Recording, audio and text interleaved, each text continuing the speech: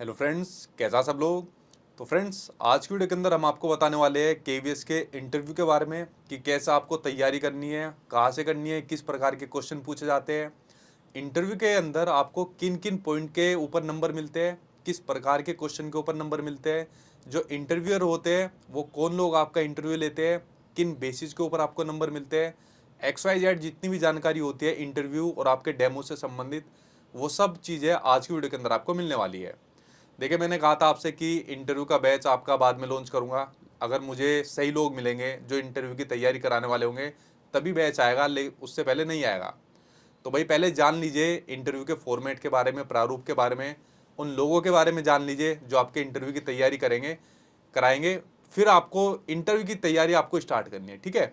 तो पहले इंट्रोडक्शन मैं आपको करा देता हूँ कुछ लोगों के बारे में, उसके बाद आप लोग देखिए कि किस प्रकार से संबंधित आपकी चीज़ें होती है इंटरव्यू के अंदर। सबसे पहले मैं आपको इंट्रोडक्शन करा देता हूँ धरनारायण सर के बारे में, जो खुद केवीएस का एग्जाम पास कर चुके हैं, टीजीटी पीजीटी रह चुके हैं और अभी करंट में असिस्टेंट प्रोफेसर है। तो सर, वेलकम है आपका। उसके साथ में हमारे साथ है सीपी सर, जो केवीएस के अंदर वाइस प्रिंसिपल रह चुके हैं। और उसके साथ में हमारे साथ आज एक ऐसी शख्सियत है जो आप लोग यकीन नहीं करेंगे, जिस संगठन के अंदर आप जा रहे हो उस संगठन को चलाने वाले ये रह चुके हैं। हमारे साथ है SS राउत सर, जो जॉइंट कमिश्नर रह चुके हैं केंद्रीय विद्यालय संगठन के, जो अभी अगस्त के अंदर रिटायर हुए हैं, ठीक है। तो इन सक्सेस से हम लोग जानेंगे कि किस प्रकार से केवीएस का इंटरव्यू होता है और किस प्रकार के क्वेश्चन होते हैं, किस प्रकार से आपको तैयारी करनी है, और हम सब लोग मिलकर किस प्रकार से आपकी तैयारी कराएंगे आपके केवीएस के इंटरव्यू की। तो सर, एक एक करके आप सभी अपना जो अनुभव है और अपने बारे में जितनी भी चीज़ें एक एक करके सर साहब आप सभी को बता दीजिए। फिर मैं एक एक करके आप लोगों से क्वेश्चन पूछूंगा। पहले सर एक एक करके सब चीज़ें आप बता दीजिए। जी बिल्कुल। नमस्कार साथियों, मैं धर्म नारायण हूँ और वर्तमान में असिस्टेंट प्रोफेसर हूँ उत्तर प्रदेश के एक एडेड कॉलेज में। मेरी यात्रा केंद्रीय विद्यालय की 2014 से शुरू हुई और मैंने अपना इंटरव्यू यहीं JNU दिल्ली में दिया था, केंद्रीय विद्यालय में। और तब मुझे इंटरव्यू के बारे में खास समझ नहीं थी, केंद्रीय विद्यालय के बारे में भी खास समझ नहीं थी। 2019 में मैंने अपना दूसरा इंटरव्यू दिया केंद्रीय विद्यालय में और वो पीजीटी के लिए दिया, और तब तक मुझे इंटरव्यू की अच्छी खासी समझ थी, क्योंकि मैं कॉन्ट्रेक्चुअल्स के लिए पैनल जो बनता है उसके लिए कई इंटरव्यू बोर्ड्स में शामिल हो चुका था। तो मुझे पता था कि इंटरव्यू बोर्ड वाले लोग क्या चाहते हैं और किस तरह से वो हमें असेस करते हैं, कैसे हमें चुनते हैं कि कौन से अभ्यर्थी को लें और कौन से अभ्यर्थी को छोड़ दें। उसके बाद मेरा सबसे बड़ा इंटरव्यू का एक्सपीरियंस रहा है उच्चतर शिक्षा सेवा चयन आयोग का, जो अभी पिछले साल दिया मैंने, और वहाँ भी मुझे सफलता मिली। मैं कुछ बातें इस तरह से बताऊंगा कि एक रिसीवर एंड पर होते हुए आपको कौन कौन से अनुभव हो सकते हैं, किन किन स्थितियों के लिए आपको तैयार रहना है और कैसे अपनी तैयारी को धार देनी है। धन्यवाद। मैं सीपी थपलियाल केंद्रीय विद्यालय संगठन से रिसेंटली रिटायर्ड हुआ हूँ। उससे पहले मैंने काफ़ी पब्लिक स्कूलों में भी काम किया है और मैथमेटिक्स मेरा सब्जेक्ट है और मैथमेटिक्स के मैं सब्जेक्ट एक्सपर्ट बहुत से इंटरव्यू में रहा हूँ।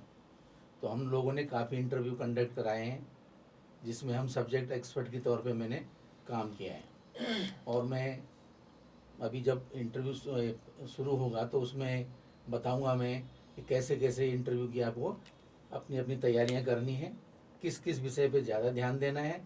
वो जब इंटरव्यू में आपको थोड़ी थोड़ी बात देर बाद बता दी जाएगी। सर। मैं SS Rawat recently joint commissioner personal के पद से जो है रिटायर हुआ हूँ, और पूरी सर्विस के पीरियड में मेरे पास सारा एक्सपीरियंस है, एक पीजीटी फिजिक्स की तरह, एक प्रिंसिपल की तरह, असिस्टेंट कमिश्नर, डिप्टी कमिश्नर और फाइनली जॉइंट कमिश्नर। तो इस लंबी जर्नी में बहुत सारे ऐसे मोड़ आए हैं जब हमें बहुत सारी जो है अपॉर्चुनिटीज़ मिली हैं, जो आज आपकी पोजीशन है उससे हम लोग जो है गुजर चुके हैं। जब भी जो है एग्ज़ाम होता है, तैयारियां करते हैं, तैयारियां करने के बाद फिर जब क्वालिफाई होता है, फिर इंटरव्यू का जो है टेंशन आता है, कैसे उसको तैयारी करना है, कैसे उसको प्रिपेयर करके और उसको क्रैक करना है। और फाइनली फिर जो है जो अल्टीमेट गोल होता है कि जिस पोस्ट के लिए हमने अप्लाई किया उसमें सिलेक्शन और KVS में एंट्री। तो इन सब बातों पे जो है आज इस चैनल के माध्यम से बहुत सारी जानकारी हम आपको देने वाले हैं। आप अगर ध्यान से सुनेंगे तो आपको ये मान के चलिए कि बहुत फ़ायदा होने वाला है। तो मैं अभी सभी जितने भी आप लोग जब देख रहे हैं इस चैनल को, उसको ज़रूर आप ध्यान से देखें और उसी हिसाब से तैयारी करें। मेरा पूरा मानना है कि अगर आप पूरी निष्ठा के साथ जो है तैयारी करते हैं, हमारे चैनल को इसको देखते हैं, तो पक्का आपको सफलता मिलने वाली है। तो चैनल जिसके इंटरव्यू के दौरान आपको बहुत सारी बातें हम आपको बताने वाले हैं। देखिए फ्रेंड्स, ये तो आप लोगों ने देख लिया, तो सभी लोगों ने अपना इंट्रोडक्शन दे दिया है। और इन सर के अलावा हमारे पास और भी जो लोग हैं वो आज नहीं आ पाए, जो आपको क्लासेस देंगे, डेमो भी देंगे और भी चीज़ें कराएंगे, ठीक है। बट मेन चीज़ ये है, जो आपका इंटरव्यू होने वाला है, सर से अगर मैं क्वेश्चन पूछूं, क्वेश्चन पूछने से पहले तो मैं जो सर का अनुभव है उनका अनुभव लेना चाहता हूं कि सर जो इंटरव्यू होता है, तो इंटरव्यू में जो नंबर स्टूडेंट को दिए जाते हैं वो किस बेसिस पर दिए जाते हैं, क्योंकि अभी बच्चों को यही नहीं पता कि इंटरव्यू जो नंबर बच्चों को मिलते हैं वो किस बेसिस पर मिलते हैं, कि पर्टिकुलर इंग्लिश के ऊपर मिलते हैं, पर्सनैलिटी के ऊपर मिलते हैं, या इस पॉइंट के ऊपर नंबर मिलते हैं। बस ये क्या काम करते हैं, इंटरव्यू की तैयारी करते चले जाते हैं, कहीं पर डेमो के लिए चले जाते हैं, कहीं पर जैसे प्राइवेट में इंटरव्यू देने चले जाते हैं, तो एक सही गाइडेंस नहीं मिल पाती। तो आप थोड़ा सा क्लेरिफाई कर दीजिए इस चीज़ को कि पर्टिकुलर जो नंबर मिलते हैं केंद्रीय विद्यालय में इंटरव्यू के लिए, वो किन पॉइंट के ऊपर नंबर मिलते हैं, क्योंकि आपको तो सर सालों का अनुभव है, तो इस चीज़ को थोड़ा क्लेरिफाई कर दीजिए। इसमें जो इंटरव्यू आपका होता है उसमें 100 नंबर का होता है। भले ही जो है बाद में जो है 70 और 30 का रेशो है। 70 मार्क्स का वेटेज जो है आपको रिटन एग्जामिनेशन की परफॉर्मेंस पे मिलता है और 30 मार्क्स का वेटेज जो है आपको इंटरव्यू की परफॉर्मेंस पे मिलेगा। बट जो इंटरव्यू होता है वो जो है 100 नंबर में इसको डिस्ट्रीब्यूट करते हैं। दो चीज़ें बहुत ज़रूरी होती हैं और आप लोग भी एग्री करेंगे। सबसे पहले है आपका कम्युनिकेशन स्किल। आप जानते हैं उसको ठीक से इफेक्टिवली आप कम्युनिकेट कर पा रहे हैं या नहीं, वो एक बहुत बड़ा फैक्टर है आपके सिलेक्शन में। ये एक मेजर रोल प्ले करता है। और डेफिनेटली दूसरा, क्योंकि आप टीचर पोस्ट के लिए जा रहे हैं, तो उसके लिए आपकी सब्जेक्ट नॉलेज, आपके सब्जेक्ट में आप कितने साउंड हैं, कितनी अच्छी पकड़ है, ये जो है वो जो इंटरव्यू लेने वाले हैं वो इस चीज़ पे ज़रूर जो है निगाह रखते हैं और नज़र रखते हैं कि आपका जो है कम्युनिकेशन स्किल है बहुत अच्छा होना चाहिए, बहुत इफेक्टिव होना चाहिए, आपके पास अच्छी जो है सब्जेक्ट की पकड़ होनी चाहिए। और उसके बाद आपका जो है जस्ट पर्सनालिटी जो होती है, नॉर्मल पर्सनालिटी जो है कि आपका एक पॉजिटिव एटीट्यूड है या नहीं है। आप जो है किसी भी सिचुएशन के लिए, कोई भी अगर आपको सिचुएशन आती है, किसी भी टाइप के स्टूडेंट्स अगर आपको जो है सामने आते हैं, तो उस पोजीशन पे आप ठीक से जो है उनके साथ कम्युनिकेट करके और डिसीजन जो है ले सकते हैं या नहीं ले सकते हैं।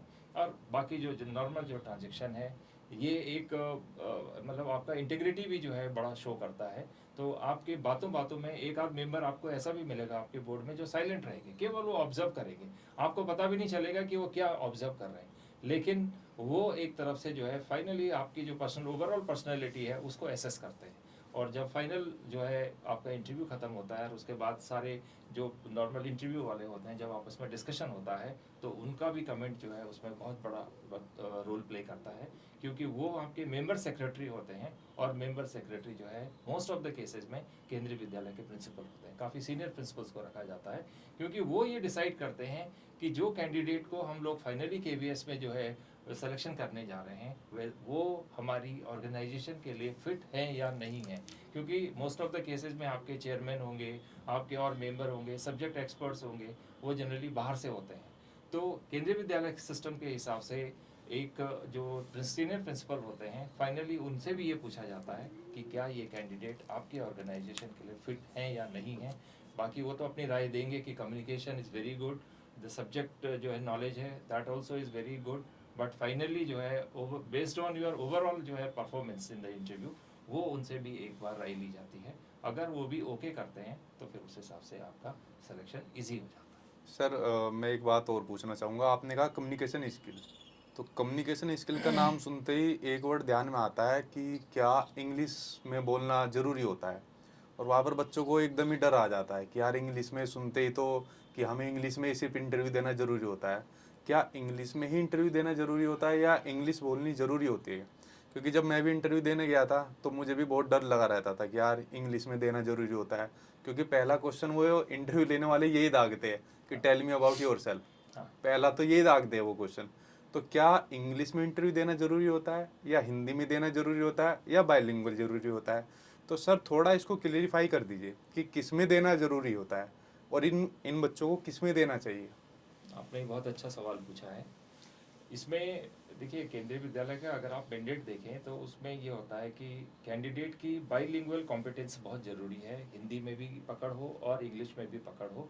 लेकिन ये इतना मैटर नहीं करता है कि आप अंग्रेजी में बोलेंगे तभी आपका सिलेक्शन होगा, ऐसा नहीं है। जो भाषा में आप कंफर्टेबल हैं, और डेफिनेटली अगर मतलब जो है किसी इंग्लिश पोस्ट के लिए अगर आप जो है इंटरव्यू दे रहे हैं, तो इंटरव्यू वाले भी ये एक्सपेक्ट करते हैं कि आप उनके साथ इंग्लिश में ही जो है कम्युनिकेट करें तो ज़्यादा बेटर होगा। उससे थोड़ा सा एक आपकी जो कॉम्पिटेंस है, आपकी जो सब्जेक्ट पे पकड़ है, उसका भी एक उनको एक आइडिया लग जाता है। अदरवाइज ऐसा कोई वो नहीं है। आप अगर जिस भाषा में आपसे इंटरव्यूअर क्वेश्चन पूछ रहे हैं, बेटर होगा कि आप उसी भाषा में उनको जवाब देंगे। ये नहीं कि वो हिंदी में पूछ रहे हैं और आप इंग्लिश में दे रहे हैं, तो वो बात भी ठीक नहीं है, क्योंकि वो आपके अगेंस्ट में जा सकता है। तो बेटर हो जिस भाषा में सवाल पूछा जाता है। और अगर मान लिया सपोज कोई ऐसी चीज़ आती है जिसमें कि आप नहीं ठीक से कम्युनिकेट कर पा रहे हैं अंग्रेजी में, तो उसमें आप ये बोल सकते हैं उनसे, जो है बोर्ड से परमिशन ले सकते हैं कि सर मैं हिंदी में ज़्यादा कंफर्टेबल हूँ, अगर आपकी इजाज़त हो तो मैं आपको जो है हिंदी में इसका जवाब देना चाहूँगा। तो वो बिल्कुल आपको मिल जाती है, और फिर आप उसमें शो करिए कि आपके पास अच्छी कम्युनिकेशन स्किल है, अच्छी पकड़ है सब्जेक्ट पे, और ठीक से उसका जवाब दीजिए। कोई ऐसी कोई कंपल्सन नहीं है कि आपको अंग्रेजी बोल के ही जो है सिलेक्शन होना है। हिंदी और इंग्लिश दोनों बिल्कुल बराबर पे हैं, लेकिन हाँ, दोनों पे पकड़ आपकी वो ज़रूर देखना चाहेंगे कि आपकी दोनों सब मतलब उसमें भाषाओं में अच्छी पकड़ है या नहीं है। क्योंकि ये ऑल इंडिया सर्विस है, कभी भी आपको साउथ में, कभी नॉर्थ में, कभी नॉर्थ ईस्ट में, ये सब जगह भी आपकी पोस्टिंग हो सकती है। तो वहाँ पे जो है दोनों भाषाओं में अगर आपकी पकड़ होगी, तो हर जगह पे आप अपने आप को जो है एक अच्छा शिक्षक जो है वो प्रूव कर पाएंगे, सिद्ध कर पाएंगे। ठीक, सीपी सर, इसी पॉइंट पर कि जो सर ने बताया जो कम्युनिकेशन स्किल है, तो इंग्लिश के बारे में सर आपको भी यही? हाँ, मेरा भी विचार सेम है। इसमें क्या होता है कि कोशिश ये की जाए कि इंटरव्यू पर्सन जो जिस भाषा में आपको पूछ रहा है, कोशिश ये करिए कि उसी भाषा में उसका जवाब दें। अगर वो क्वेश्चन हिंदी में पूछ रहे हैं और आप ज़बरदस्ती अपना शोर दिखाना चाहते हैं कि मुझे बहुत इंग्लिश आती है, और आप अंग्रेजी में जवाब देते हैं, तो कभी कभी वो उल्टा पड़ सकता है। तो आपको क्या करना है, बहुत कूलली, बिल्कुल साइलेंटली, ऐसे कोई नहीं है कि आपको किसी भाषा पे, ये नहीं कि मेरे को इंग्लिश बहुत ज़्यादा आती है तो उसको ज़्यादा शो ऑफ नहीं करना है। दोनों भाषाओं पे पकड़ होनी ज़रूरी है, क्योंकि आपको, अगर आप साउथ में जाएंगे तो आपको ऑब्वियसली इंग्लिश चाहिए वहाँ। अगर आप नॉर्थ में नौकरी करते हैं तो आपको हिंदी भी चाहिए ही। तो दोनों भाषाओं में पकड़ होनी चाहिए। और सर ने जैसे कहा कि अगर आपको इंग्लिश में अनकंफर्टेबल फील होता है तो आप रिक्वेस्ट कर सकते हैं कि सर क्या मैं हिंदी में जवाब दे दूं, तो बोर्ड कभी मना नहीं करता है। तो आप अब जो भी भाषा में आपकी पकड़ है उसमें आप इंटरव्यू दीजिए, ऐसी कोई दिक्कत नहीं है। सर हाँ, कई बार हिंदी भाषा का जब आप हिंदी के लिए इंटरव्यू दे रहे हैं, उस दौरान भी आपसे एक आध प्रश्न इंग्लिश में पूछा जा सकता है। तो जो हिंदी के अभ्यर्थी हैं वो इस बात के लिए तैयार रहें, और वो इस बात को जांचने के लिए पूछा जा रहा है कि आप हिंदी इंग्लिश समझ लेते हैं या नहीं। इंग्लिश समझने के बाद अगर आप थोड़ा बहुत उत्तर दे लेंगे तो अच्छी बात है, नहीं तो आप हिंदी में उत्तर दे लीजिए, और कम से कम समझ जरूर रखिए कि जो सामने से बोला जा रहा है उसको आप समझ लें, प्रोसेस कर लें और उसका उत्तर दे लें। क्योंकि इंग्लिश मीडियम मतलब बाइलिंगुअल स्कूल है, और इंग्लिश मीडियम ज़्यादा होता है, 5 सब्जेक्ट इंग्लिश में पढ़ाए जा रहे हैं और 1 सब्जेक्ट आप हिंदी में पढ़ा रहे हैं। तो इसके लिए आप पूरी तरीके से तैयार रहें, लेकिन घबराने की कोई बात नहीं है। अगर आप सामान्य समझते हैं तो आप अनुमति लेकर हिंदी में भी उत्तर दे सकते हैं। सर हमारे इंटरव्यू में पैनल में 4 लोग रहते हैं, तो सर वो 4 लोग जो रहते हैं वो किस फील्ड से रहते हैं, और थोड़ा सा उसके बारे में एक्सप्लेन कर दीजिए। और किस इसमें किस सर किस प्रकार का बिहेवियर उनके साथ रखना चाहिए, या किस प्रकार का प्रेजेंटेशन उनके सामने रखना चाहिए? जी, इसमें ज़्यादातर केसेस में जो है इंटरव्यूज में 4 बड़े इंपॉर्टेंट मेंबर्स होते हैं। और उसमें से 3 मेंबर्स को जो है इसीलिए बाहर से बुलाया जाता है ताकि एक ट्रांसपेरेंसी रहे, और एक मेंबर जो है जिसको हम मेंबर सेक्रेटरी बोलते हैं, वो एक केंद्रीय विद्यालय के बहुत कोई सीनियर प्रिंसिपल को ये जिम्मेदारी दी जाती है जो मेंबर सेक्रेटरी का रोल प्ले करते हैं। और जो 3 मेंबर्स होते हैं उसमें एक चेयरमैन होते हैं बोर्ड के, जो काफ़ी सीनियर पोजीशन पे जो है कहीं यूनिवर्सिटी से या किसी बड़े कॉलेजेस से जो बहुत सीनियर पोजीशंस पे होते हैं उनको जनरली बुलाया जाता है। उसके बाद जो है एक सब्जेक्ट एक्सपर्ट हैं जो कि आपके सब्जेक्ट की नॉलेज को जो है टेस्ट करेंगे, उनको जो है इसमें रखा जाता है। और एक जो है वो हमारे डीओपीटी के नियम के अनुसार एक मेंबर जो है SC ST या माइनॉरिटी से एक मेंबर होता है, जिसको कि हम पूरा full composition of the board बोलते हैं। तो ये 4 मेंबर्स जो है आपका इंटरव्यू लेते हैं। लेकिन कहीं से भी ये मान के चलिए कि वो आपको कहीं डाउन वो दिखाना, मतलब नीचा दिखाना या कोई आपको जो है डिमोरलाइज करना, ऐसा कोई नहीं है। सारे मेंबर बहुत कोऑपरेटिव होते हैं। मैंने तो इतना तक देखा है कि कभी कभी इंटरव्यू देते देते बच्चा जो है वो कुछ पूछ रहे हैं और वो कुछ और बोलने लग जाता है, घबरा जाता है। इसकी कोई ज़रूरत ही नहीं है। बिल्कुल नॉर्मल होके, कूल डाउन होके आप आराम से इंटरव्यू दीजिए। एक चीज़ अपने दिमाग में हमेशा रखिए, जिस सब्जेक्ट के लिए आप दे रहे हैं उस पर आपकी पकड़ बहुत अच्छी हो और आप अच्छा बोल लेते हैं, तो वो वही आपके लिए बहुत बड़ा, आपके लिए मतलब एक प्लस पॉइंट है। और उन दोनों के बेस पे ही आप जो है अपना सिलेक्शन ले सकते हैं केंद्रीय विद्यालय में। बहुत अच्छी नॉलेज रखिए सब्जेक्ट पे और बहुत अच्छे कम्युनिकेट करिए बस, और कहीं कोई पैनिक होने की ज़रूरत नहीं है। कहीं पे अगर कोई शब्द जो है जो जब मतलब उसका जब सवाल नहीं पूछा गया, कुछ ऐसा निकल भी जाता है, तो उसको जो है क्षमा, आप सॉरी बोल सकते हैं और उसको फिर करेक्ट कर सकते हैं। ये नहीं सोचिए कि जो है कभी कुछ ऐसे निकल गया मुँह से और वो रिकॉर्ड हो गया, ऐसा कुछ नहीं होता है। अल्टीमेटली उनका एक एम होता है कि एक बहुत अच्छा शिक्षक जो है, क्योंकि केंद्रीय विद्यालय को हम प्रीमियर इंस्टीट्यूशंस भी बोलते हैं। अगर आप ये देखें कि स्कूल एजुकेशन में अगर जो है अपने इंडिया में, तो केंद्रीय विद्यालय नंबर 1 पे आता है स्कूल एजुकेशन में, स्कूल एजुकेशन की बात कर रहा हूँ। तो इसलिए जो है इतने अच्छे इंस्टीट्यूशन में, ऑर्गेनाइजेशन में आप जो है एज ए टीचर अगर ज्वाइन करना चाह रहे हैं, तो डेफिनेटली केंद्रीय विद्यालय संगठन भी चाहेगा कि एक बहुत अच्छे शिक्षक का जो है सिलेक्शन किया जाए, ताकि जो है आगे बच्चों का उस पर फ़र्क पड़े, बच्चों का भला हो और बच्चों को एक अच्छी शिक्षा दी जा सके। अगला क्वेश्चन सर मेरा ये है कि बहुत से बच्चों का एक ये क्वेश्चन आता है कि अगर हमारे कुछ डॉक्यूमेंट में गलती हो जाए या कोई डॉक्यूमेंट हम भूल जाए, क्योंकि मोस्टली जो इंटरव्यू होते हैं वो किसी का दिल्ली हो गया, मुंबई हो गया, कोलकाता हो गया, या मतलब अलग अलग जगह पर होता है, किसी के होम टाउन में तो सर होता नहीं है। अगर किसी के साथ ऐसी, भगवान न करे, दिक्कत हो, कोई डॉक्यूमेंट घर भूल गया या किसी के डॉक्यूमेंट में कोई गलती होती है, तो उस केस में क्या होता है? मोस्टली मैं तो यही बोलता हूँ कि भाई एफिडेविट लगा दो, काम चल जाएगा। तो सर उस केस में क्या होगा? तो वो एक एक्यूरेट आंसर तो आप लोग ही बता सकते हो, तो सर थोड़ा उसके बारे में एक उस चीज़ क्लियर कर उस दीजिए। केस में ऐसा होता है कि पहले तो कोशिश ये करो कि अपना कोई ओरिजिनल डॉक्यूमेंट्स 1 या 2 दिन पहले इंटरव्यू में जा रहे हैं तो रख लेने चाहिए, सेफ्टी के पॉइंट ऑफ व्यू से। इन केस कभी आप अपना ओरिजिनल डॉक्यूमेंट भूल गए तो उसमें पैनिक होने की ज़रूरत नहीं है।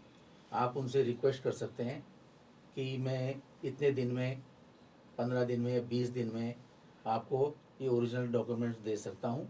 तो एक अंडरटेकिंग लेते हैं बोर्ड वाले या बाहर जो बैठे होते हैं, अंडरटेकिंग लेते हैं और उस अंडरटेकिंग में आपको मेंशन करना पड़ता है कि इस डेट तक मैं अपना ओरिजिनल डॉक्यूमेंट सबमिट कर दूंगा या कर दूंगी।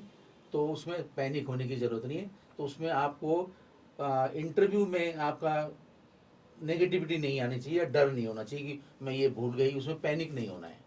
कोई बात नहीं, भूल गए, पर कोशिश ये करिए कि मत भूलिए। पहला पॉइंट ये है, कोशिश ये करिए कि मत भूलो। और भूल गए तो उसमें भी कोई पैनिक होने की ज़रूरत नहीं है। आपको समय देते हैं और 10-15 दिन वो आप सबमिट करिए और कोई दिक्कत नहीं है उसमें। सर सर ने बिल्कुल सही बताया, लेकिन सच में जब आपका कोई डॉक्यूमेंट छूट जाता है तो बड़ी ही अजीब स्थिति होती है आपके लिए। आपका पूरा ध्यान जो उस दिन पर, आपकी पूरी ऊर्जा लगनी चाहिए आपका इंटरव्यू देने में, वो तरह तरह के विचारों में लग जाती है। आप अनेक्सियस हो जाते हैं, एंग्जाइटी आती है। और ये घटना मेरे साथ हो चुकी है। मुझे केंद्रीय विद्यालय से ही था मैं, और मुझे एनओसी नहीं मिली थी, और एक एनओसी ना होने की वजह से मेरा इंटरव्यू 5 घंटे लेट हुआ था। मैं उस बोर्ड में 1 नंबर में था, और मैंने सबसे आखिरी इंटरव्यू दिया था। उस दौरान आप थकते हैं, परेशान होते हैं, इसलिए कोशिश करिए आप अपने सारे डॉक्यूमेंट्स को अभी से तैयार कर लीजिए, एक चेकलिस्ट बना लीजिए और उसमें लिख लीजिए कि कौन कौन सी चीज़ों की ज़रूरत होगी, उनको इकट्ठा करिए, पूरी तरीके से तैयार रहिए, कोई भी कमी मत छोड़िए। उस दिन आपको पैनिक नहीं होना है, क्योंकि आप पैनिक होते हैं तो वो आप पर बुरा प्रभाव डालता है। केंद्रीय विद्यालय आपको परेशान नहीं करेगा, आपको इंटरव्यू देने देगा, लेकिन आप खुद क्या करेंगे, आप खुद पैनिक हो जाएंगे। जी। ठीक, तो ये बात इसमें जी। एक छोटा सा पार्ट मैं ये भी कहूँगा कि जब भी इस टाइप से जो है इंटरव्यू से पहले जो भी आपके पास जो है इंटरव्यू लेटर आता है उसको एक बार ज़रा अच्छे से पढ़ लिया जाए और उसमें आप टिक कर सकते हैं कि क्या क्या डॉक्यूमेंट्स वो देखे जाए, है ना। ये बहुत ज़रूरी है कि उसको थॉरोली पढ़े और उसके हिसाब से अपने डॉक्यूमेंट्स का एक पूरा फाइल बना के रेडी रख लें, और ताकि उसको इन केस अगर उसके बाद भी अगर कोई डॉक्यूमेंट आपके पास नहीं है तो उसमें कहीं कोई मतलब उसका कोई नेगेटिव प्रभाव नहीं पड़ने वाला है। और मेरे खुद के साथ एक ऐसा हुआ था कि मेरे को एक दिन पहले ही जो है मतलब लेटर मिला और मैं उस टाइम पे अपने घर पे नहीं था जहाँ पे मेरे डॉक्यूमेंट्स होते थे, तो मेरे पास जो लेटर था मैं उसी को लेके इंटरव्यू दिया। ठीक है, उन्होंने जो है एक अंडरटेकिंग ली, दिया। उसके बाद जब सिलेक्शन हुआ तो जिस केंद्रीय विद्यालय में मतलब जो है सिलेक्शन हुआ वहाँ के प्रिंसिपल फॉर्म मेरे फॉर्म के ऊपर लिख के आ गया था कि इनके ओरिजिनल जो है देखे बिना इनको ज्वाइन मत कराइए। और उसके बाद फिर मैंने वहाँ ओरिजिनल ज्वाइन कराए और उसके बाद ज्वाइन कर लिया। तो ऐसा कोई बहुत बड़ा वो नहीं है, लेकिन आपको माइंड के अंदर चलता जैसे कि रहता है बाकी वो। मेंबर्स ने कहा है कि एक चेकलिस्ट जरूर रखें और इंटरव्यू लेटर को जो है ठीक से पढ़ के उसके डॉक्यूमेंट्स जो उसमें दिया है, जो भी उसमें जो है आपको गाइडलाइंस दी हुई है उसका पालन करेंगे तो शायद ऐसी कोई नौबत नहीं आएगी कि कोई डॉक्यूमेंट आप घर पे भूल जाते हैं। ठीक, और अगला क्वेश्चन सर मेरा आता है, जो बायोडाटा ये बच्चे तैयार करते हैं, या पहले ड्रेसिंग सेंस का मैं पूछ लेता हूँ। बहुत से स्टूडेंट ऐसे रहते हैं, या कोई जीन्स में चला जाता है, कोई बिल्कुल ही फंकी लुक बनाकर चला जाता है। तो स्टूडेंट का ड्रेसिंग सेंस किस प्रकार का होना चाहिए? देखिए, जब हम अपने बैच की तैयारी करवाएंगे या बच्चों की तैयारी करवाएंगे तो चीज़ें डिटेल में बताएंगे, भाई कैसे डेमो देंगे या किस प्रकार से सब चीज़ करेंगे। तो बट अगर अभी के लिए हम बात करें, जैसे इनको बताए कि किस प्रकार का ड्रेसिंग सेंस या किस प्रकार का ड्रेसिंग कोड डिसाइड किया हुआ है केंद्रीय विद्यालय ने, तो उसके बारे में सर थोड़ा बताइए। ऐसा कोई मतलब जो है ड्रेसिंग मतलब जो है कोड ऐसा कुछ नहीं होता है, लेकिन एक नॉर्मल जो है पैंट शर्ट फुल शर्ट हो और एक मतलब जो है पैंट हो, लेदर शूज हो, मेरी तरह बिल्कुल नहीं प्रॉपर होना चाहिए। नहीं और आप गंभीर और नहीं। हाँ प्रॉपरली जो है हेयर कट होना चाहिए नॉर्मल, कोई मतलब जैसे आजकल जो है वो है नॉर्मल वे में आपका हेयर कट हो और फुल शर्ट होनी चाहिए, पैंट होनी चाहिए, लेदर शूज और नॉर्मल वे में जैसे एक जेंटलमैन लुक जैसे बोलते हैं वो बिल्कुल होना सर चाहिए। सर की तरह। बाकी थैंक यू सो मच। तो ऐसा बाकी ऐसा कुछ नहीं है, ज़्यादातर डिपेंड ये करेगा कि आपके पास सब्जेक्ट की नॉलेज क्या है, कम्युनिकेशन आपके पास कितना अच्छा है और आपका प्रेजेंटेशन कितना अच्छा होने वाला है। नॉर्मल ड्रेस जो है वो मतलब खुद ही आप जो है मैं सोचता हूँ मिरर के सामने खड़े हुई है तैयार जी। होने के बाद और खुद अपने आप से पूछिए कि एम आई फिट फॉर, तो आपके अंदर से जो जवाब आएगा वही मैं सोचता हूँ आपके लिए काफ़ी है और उस जी। हिसाब से आप चेंज करें। सर उसमें एक बात मैं ऐड करूँगा कि स्पेशली गर्ल्स लोग आजकल जीन्स का बहुत फैशन है, तो स्पेशली अपना सलवार कमीज पहने और अगर साड़ी पहन सकती हो तो उसका बहुत अच्छा इम्पैक्ट पड़ता है टीचिंग लाइन में। साड़ी का बहुत इम्पैक्ट पड़ता है टीचिंग लाइन में, तो कोशिश करें अगर इंटरव्यू में देने जा रहा हो तो साड़ी पहन के जाएं, स्मार्ट होके जाएं। जब आप इंटरव्यू देने जाएं तो जब कमरे में एंट्री लें तो परमिशन लें, मे आई कम इन, या जो हिंदी में बोलना क्या मैं अंदर आ सकती हूँ या आ सकता हूँ, परमिशन ज़रूर लें। जब वो सीट ऑफर करें थैंक यू ज़रूर कहें, बैठें फिर थैंक यू सर या जो भी है, तो एक सेंस है ये चीज़ का। तो उससे आपकी एक पर्सनैलिटी चेक करते हैं, वो जो एक साइकोलॉजिस्ट बैठा होता है वहाँ पर वो सब ये चेक करता है आपका कि आप कैसे आए, कैसे बैठे, कैसे कुर्सी खिसकाई, उसका बहुत फ़र्क पड़ता है इंटरव्यू में। और कोशिश करें कि आप नॉर्मल बिहेव करें। जब भी कोई क्वेश्चन पूछे, इन केस आपको क्वेश्चन नहीं आ रहा है तो आप डायरेक्टली मत बोलिए कि सर मुझे नहीं आता है। ना नहीं कहना है इंटरव्यू के लिए।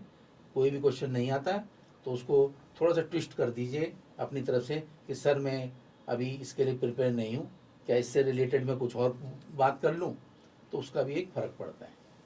Thank you. ठीक सर, अगला मेरा क्वेश्चन ये है, जो बायोडाटा बच्चों को भरवाने के लिए दिया जाता है, अब इस बायोडाटा के अंदर सबसे ज़्यादा गलती करते हैं अब इस बायोडाटा के बारे में हम चीज़ें डिटेल में बताएंगे कि कैसे कैसे भरना होता है, क्या भरना होता है। सबसे ज़्यादा गलती इसके अंदर देखने को मिलती है, कोई तो क्वालिफिकेशन इसके अंदर दबा के भरता है अपनी कि मैंने ये भी करा है, वो भी करा है, फिर वो पकड़ा जाता है। कोई ये जो 50 वर्ड्स का अपने बारे में लिखना पड़ता है, उसके अंदर कॉपी पेस्ट करता है, भाई तूने क्या लिखा है, ये लिखा है, चल मैं भी ये लिख देता हूँ। फिर वो वहाँ जाके इंटरव्यूअर उसको पकड़ लेते हैं, अच्छा तुम्हारी ये स्ट्रेंथ है, अच्छा बताओ कैसे है। तो सर ये बायोडाटा जो होता है, थोड़ा सा शॉर्ट में आप लोग अपने अनुभव के आधार पर बता दीजिए कि इसमें मतलब क्या चीज़ें लिखनी चाहिए और इनके लिए क्या गाइडेंस होनी चाहिए। बाकी तो हम लोग बताएंगे इनके बारे में। तो सर ये बायोडाटा के बारे में बता दीजिए आप, सर आप बता दीजिए। बायोडाटा में जनरली एक मतलब ये एसेस किया जाता है कि आप अपने को इस पोस्ट के लिए सुटेबल मानते हैं या नहीं, और अगर आप मानते हैं तो उसमें जो है आप क्या कहना चाहेंगे कि यस मेरे पास ये है, ये है, ये है, ये है, इसलिए जो है मैं इस पोस्ट के लिए बेस्ट फिट हूँ। तो उसमें देखिए क्वालिफिकेशन आपके पास अपना है, एक्सपीरियंस आपके पास अगर कोई बहुत अच्छा कोई एक्सपीरियंस है तो उसमें आप मेंशन कर लीजिए कि मेरे पास जो है वो इस पर्टिकुलर सब्जेक्ट में इतने साल का एक्सपीरियंस है, या आपके पास कोई नेशनल या local level, national level, international level पे कोई स्पेशल अचीवमेंट्स है आप वो भी, क्योंकि केंद्रीय विद्यालय जो है एक मतलब फुल जो है ऑलराउंड पर्सनैलिटी डेवलप करता है। ऐसा नहीं है कि केवल पढ़ाई लिखे को होता सर क्या उसके नंबर ऐड होते हैं? इसमें देखिए ऐसा जो पर्सनालिटी वाला जो कॉलम होता है जिसमें कि जो है कोई किसी में 10 मार्क्स होते हैं, किसी में 20 मार्क्स का बाइफर्केशन होता है, वो बोर्ड डिपेंड करता है। ऐसा कोई फिक्स नहीं होता कि इसमें इतना है, लेकिन पर्सनालिटी पे डेफिनेटली जो है इसका एक प्रभाव पड़ता है कि ये बच्चा एकेडमिकली बहुत साउंड है, कम्युनिकेशन भी बहुत अच्छा है, इसके अलावा भी जो है ये एक नेशनल लेवल पे या मतलब जो है स्टेट लेवल पे फुटबॉल प्लेयर है, या एक गेम्स में स्पोर्ट्स में इनका एक स्पेशल अचीवमेंट है, या कोई करिकुलर को करिकुलर एक्टिविटीज़ में इनके पास एक अलग से जो है एक मतलब जो है क्वालिफिकेशन है, अलग अचीवमेंट्स है, तो वो उनकी मतलब जो है सिलेक्शन प्रोसेस को समझ लीजिए उसकी पर्सनालिटी में ऐड होता है वो, और वो जो है सिलेक्शन में जो है काफ़ी मदद करता है। तो वो चीज़ लिखें जो आपके पास एक कोई स्पेशल अचीवमेंट्स हो, वो इम्पॉर्टेंट है, और उसके बारे में पूरी नॉलेज भी, क्योंकि उसमें ज़रूर वो कुछ ना कुछ पूछना चाहेंगे आपसे, तो वो पूरी नॉलेज आपको होनी चाहिए कि आपने जो है वो स्पेशल अचीवमेंट में क्या स्पेशल किया है, क्या उसमें आपने जो है जो इनपुट्स दिए हैं, क्या एफर्ट्स किए हैं, वो चीज़ ज़रूर लिखें। ये जो बाकी की मैंने एमए किया, बीए किया, ये किया, वो किया, ये तो एक आपने बायोडाटा में ऑलरेडी दे रखा है। तो वो चीज़ें जो बायोडाटा में नहीं है और स्पेशल अचीवमेंट आपको लगता है, वो ज़रूर उसमें मेंशन करें, ताकि जो है आपकी सुटेबिलिटी उस पर्टिकुलर पोस्ट के लिए और बढ़ जाए। और सर ये जो अपने बारे में वर्ड्स में लिखना होता है, कौन सा? ये जो अपने बारे में 50 वर्ड्स में लिखना होता है, इसके यही तो- बारे में यही है, नहीं यही- नहीं हाँ। इसके बारे में जो बच्चे जो कॉपी कर लेते हैं, स्ट्रेंथ वीकनेस में कुछ इसमें नहीं, कुछ उसमें एक्स्ट्रा तो चीज़। उसमें तो ऐसा है कि जो 50 वर्ड्स आपको दिया जाता हाँ। है तो वो सेल्फ असेसमेंट है वो, उसमें आप जो रियल है वो रियल लिखें जो आप हैं। अगर आपने कहीं से कॉपी पेस्ट किया तो वो इंटरव्यू वाले पकड़ लेंगे, क्योंकि वो काउंटर क्वेश्चन करेंगे वो। काउंटर क्वेश्चन करेंगे, आप वहाँ पे फंस जाएंगे, हम्म, तो एक झूठ पकड़ा जाएगा आपका। हम्म, तो जो आप रियल हैं उसको जरूर लिखें और झूठ मत लिखें। सबसे पहला पॉइंट ये है, जो रियलिटी है उसको लिखिए, उसमें कोई दिक्कत नहीं है। हाँ, कोई एक्स्ट्रा अचीवमेंट है जैसे सर ने कहा वो जी। जरूर मेंशन करें, और जो 50 वर्ड्स को आपको लिखने को दिया जाता है वो बिल्कुल सही लिखें। क्योंकि सर हमारे बारे में हाँ। जो जानकारी होती है वो मैक्सिमम यही से जाती है। बस तो उसमें क्या कि काउंटर क्वेश्चन पूछेंगे, काउंटर अगर उसमें आप हड़बड़ा गए हम्म। तो एक आपका नेगेटिव इम्पैक्ट पड़ेगा इंटरव्यू में, वो नेगेटिव मार्क्स आ जाएंगे आपके। तो ऐसी सिचुएशन ना आने दें। आप अगर नहीं है आपके पास कुछ तो बोलिए, कोई नहीं कि नहीं है तो नहीं है। सर आपने हाँ, तो ध्यान रखें कि जो आप 50 शब्द लिख रहे हैं, इससे 3-4 प्रश्न आराम से बनाए जा सकते हैं। आपके पड़ोसी ने लिखा कि मैं डिस्ट्रिक्ट लेवल पर या उत्तर प्रदेश मतलब प्रदेश स्तर पर मैं चेस का खिलाड़ी रहा हूँ, आपने भी छाप दिया। अब वो आपसे क्वींस गैम्बिट पूछेंगे तो आप कैसे बताएंगे, तो आएगी समस्या। इसलिए कॉपी करने से बचें, अभी से एक होमवर्क करें, आप सोचें कि आप अपने विषय में क्या लिख सकते हैं, और 50 शब्द तो आप ढूंढ ही लेंगे कम से कम। तैयार रहिए उसको लिखने के लिए, ओरिजिनल लिखिए, अपना लिखिए, और ध्यान रखिए कि ऐसे विषयों को छोड़ दीजिए जिनसे आप प्रश्न अपने लिए नहीं चाहते, क्योंकि ये सबके पास रहेगा और उसको देख कर ही वो आपसे प्रश्न पूछेंगे। जो उनकी हॉबीज है ना वो भी हाँ। मेंशन की जा सकती है। कोई हाँ। बुक रीडिंग है, कोई स्विमिंग करता है, कोई गेम्स प्ले करता है, वो चीजें लिखें जिसमें कॉमन है और आप करते भी हैं, तो उसमें कुछ भी पूछा जाएगा तो आप बड़े आराम बता से देंगे। जवाब दे सकते बट हैं। उसमें काउंटर Obviously. क्वेश्चन के लिए हमें तैयार रहना है। अब हाँ, हमने हाँ, अब हमने ओवीज में लिख दिया कि मुझे मूवी देखना पसंद है, अब हाँ। वो पूछ लेंगे अच्छा बताओ कौन कौन सी मूवी, हाँ, तो yes. उसमें अब हम फंस जाएंगे। हाँ, नहीं तो आप तो झूठ मूवीज लिखे तभी नहीं। लिखें झूठ जब ना। आप देखते हो। नहीं, लेकिन हाँ। फिर वो झूठ बोलेगा लिखे नहीं। रिसेंटली कौन सी देखी हाँ, है, फिर recently। अगर वो है तो वो फिर आपको बताना पड़ेगा तब जाके। या तो फिर तैयार होके जाए उसके लिए। बिल्कुल। उस, तैयार हो जाए। अगर आप कहीं पर लिख भी रहे हैं तो उसको आप तैयार होके जाएं कि ये क्वेश्चन मेरे से पूछा जा सकता है, तो मुझे ये जवाब देना है। इंटरव्यू में मतलब सर कुल मिला के सच ही बोलना है, बिल्कुल। सच बोलना है, उसमें झूठ बोलने की कोई बोल के। जरूरत ही क्या है। ठीक सर। क्योंकि अब जब भी आप झूठ बोलते हैं तो देखिए फंसेंगे भाषा का जरूर। आविष्कार ही हुआ है झूठ बोलने के लिए, ऐसा किसी भाषा वैज्ञानिक ने कहा था।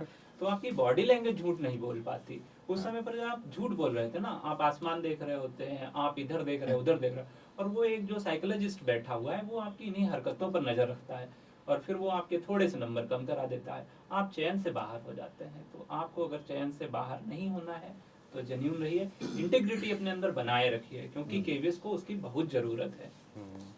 ठीक है सर। और मेरा अगला क्वेश्चन है सर डेमो को लेकर। इस बार डेमो का सर वेटेज बहुत दे दिया। पहले क्या होता था, इंटरव्यू होता था, उसी में डेमो का एक सेक्शन होता था, उसमें डेमो में कोई पोएम दे दी कि सर कोई पोएम बता दो, या फिर कोई लेसन प्लान करवा के दे दिया। बट इस बार डेमो का अलग सेक्शन दे दिया। तो सर डेमो किस प्रकार तैयारी कराई जाए, या डेमो किस प्रकार इन्हें करनी है सर, उसके बारे में थोड़ा सा मैं एक्सप्लेन कर बताता हूँ। दीजिए। डेमो लेसन्स में सबसे पहले तो इंटरव्यू बोर्ड वाले पूछते हैं आपसे कि आपका स्ट्रॉन्ग पॉइंट कहाँ है, कौन सा टॉपिक आप लेना चाहते हैं, तो आप बताइए मुझे इस टॉपिक पढ़ाने से। जब आप डेमो लेसन देते हैं बोर्ड पे, तो सबसे पहला पॉइंट है posture. Posture before the board, कि आप ब्लैक बोर्ड में कैसे खड़े होते हैं। जब आपके सामने स्टूडेंट बैठे होंगे, तो जब आप लिखते हैं कुछ भी ब्लैक बोर्ड पे, तो आपकी पीठ, लिखते हुए पीठ ब्लैक स्टूडेंट्स की तरफ नहीं होनी चाहिए। आपको हाफ टर्न लेना है, तो जैसे कि आप एक नज़र इधर भी रखनी है और एक नज़र बोर्ड पे भी रखनी है। आप पूरा टर्न होके ब्लैक बोर्ड पे लिखेंगे तो स्टूडेंट्स, फिर आपको पता ही है आजकल के कैसे स्टूडेंट्स होते हैं। तो डेमो लेसन में सबसे बड़ी पहला पॉइंट है आपका पोस्चर। ब्लैक बोर्ड के ऊपर आपको कहाँ पे खड़ा होना है, कहाँ से लिखना है। हमेशा लेफ्ट हैंड साइड से लिखते हैं, राइट की तरफ चलते हैं, और फिर नीचे। तो आपको ये है कि एक नज़र बोर्ड पे और एक नज़र अपने स्टूडेंट्स पे भी रखनी बहुत ज़रूरी है डिसिप्लिन बनाने के लिए। फिर डेमो में कोई भी चैप्टर आप जैसे शुरू कर रहे हैं, जैसे मैथमेटिक्स के अंदर सपोज आप ट्राइंगल स्टार्ट करना चाहते हैं टॉपिक, तो सबसे पहले ट्राइंगल वर्ड के बारे में बताएंगे कि ये ट्राइंगल आया कहाँ से, कैसे है, ट्राइंगल है क्या चीज़। जो भी टॉपिक आप पढ़ाएं, जो भी लेसन आप लें, हिंदी इंग्लिश जो भी है, उसमें जो भी आप टॉपिक पढ़ाना चाहते हैं, पहले उस टॉपिक का आपको मतलब बताना है स्टूडेंट्स को।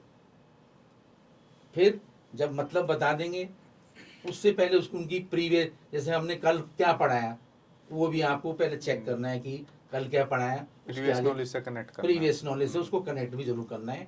और इस तरह से डेमो लेसन्स में आपको नॉलेज तो आप पे है ही, ऐसा नहीं कि नॉलेज नहीं है, पर आपको तरीका आना चाहिए कि बच्चों पे आप किस तरह से कम्युनिकेट कर पाते हैं, आपकी जो बात है बच्चों तक पहुंच रही है या नहीं पहुंच रही है। साउंड क्लियर होना चाहिए आपका, ऑडिबल होने चाहिए आप। ये नहीं कि पहली रो तक आपकी आवाज़ आ रही है और पीछे की रो के बच्चे बात कर रहे हैं।